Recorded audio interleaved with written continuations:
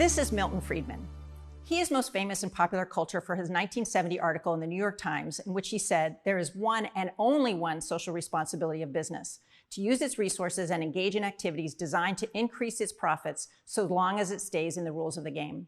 This idea that the role of the firm is to focus on the bottom line and as a result on returns to shareholders has become a dominant mantra in business since that time.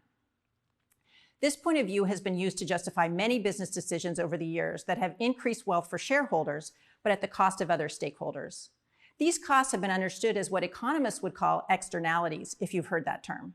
That is, they are costs that are borne by others and not reflected in the cost of the company's goods or services. These costs are imposed on others who did not necessarily agree to incur them.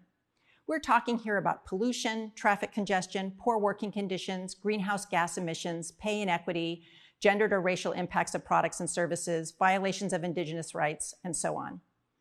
According to a shareholder primacy view, companies should not worry about these externalities. But more and more people are coming to understand that costs that companies are imposing on society are no longer acceptable. Many describe this shift as going from shareholder capitalism to stakeholder capitalism. So why is this conversation happening now? Let me give you a sense of some of the forces that are moving our economies in this direction. Let's look at regulation and legislation. Laws are the rules of the game that Friedman was referring to. Governments and other regulators can seek to curb corporate action through laws and regulations such as pollution controls, carbon taxes, pay equity legislation, reporting requirements, occupational health and safety regulations, and so on. As some social and environmental issues become more acute and more salient, we can expect that regulations will increase. This is what the UN Principles for Responsible Investing calls the inevitable policy response. It is not a question in their assessment of whether there will be greater governmental intervention, but simply when. Companies need to be prepared for the rules of the game to become more constraining. On top of these government pressures, companies will need to pay attention to social responsibility if they want to win in the war for talent. The new generations of workers in blue, pink, and white-collar jobs are more interested in working for companies they can believe in. And even though millennials and Gen Z are leading the pack when it comes to desire for their employers to contribute to social and ethical causes, Gen X and boomers are not far behind. And according to a LinkedIn survey, most people indicate that they would consider taking a pay cut to work at an organization whose purpose and values align with their own. Human resource consulting firms report that firms with lower carbon emissions, a greater proportion of women on their boards of directors, and higher environmental, social, and governance, or ESG scores also have higher employee satisfaction and are more attractive to young talent. In short, environmental and social responsibility has become a competitive advantage in the war for talent. Customers are also demanding that their suppliers respond to societal challenges. In the B2C or business-to-consumer space, studies have shown that 64% of consumers, millennials and the younger generations in particular, tend to buy products that have social benefits. They are also more trusting of and more loyal to brands that are seen as socially responsible. And on the other side, nearly half of consumers will walk away from a brand that does not align with their values. Increasingly, companies must use the same strategies to attract consumers as they use to attract employees. And this is just as true in the B2B or business-to-business space, where major buyers such as Walmart want their suppliers to reduce emissions, adhere to worker health and safety standards, eliminate waste, and cut toxins in their manufacturing processes.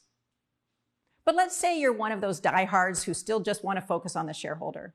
Well, it turns out that more and more investors are showing interest in a firm's stakeholder impacts, both because they are seen to be material to financial performance and also because these impacts align with their values. Shareholders have more complex interests than just short-term stock price appreciation. More than 30% of investments are held in ESG vehicles, a proportion that is estimated to grow to 50% by 2025. Major institutional investors such as BlackRock are claiming that they want companies to pursue purpose. Others, such as the Norwegian Sovereign Wealth Fund and many faith-based groups, are divesting of fossil fuels. And a whopping 75% of investors say that they use ESG criteria for at least 1/4 of their portfolios. Importantly, symbolic greenwashing or pinkwashing or purpose washing won't be enough. Environmental and social activist investors are insisting on real change. We are also, it turns out, increasingly seeing that attention to ESG issues is associated with superior financial performance. Research shows that companies that invest in social responsibility are more resilient to economic crises, as we've seen in the recent COVID-19 pandemic. We also know that firms that have a greater stakeholder orientation also tend to exhibit greater innovation productivity. and managing the risks associated with issues such as climate change or poor working conditions can ward off operational disruptions from weather-related damage or union strikes and so on. These changes are heading towards companies around the world at an accelerating pace. They create strategic threats to your business, but at the same time create exciting opportunities for innovation.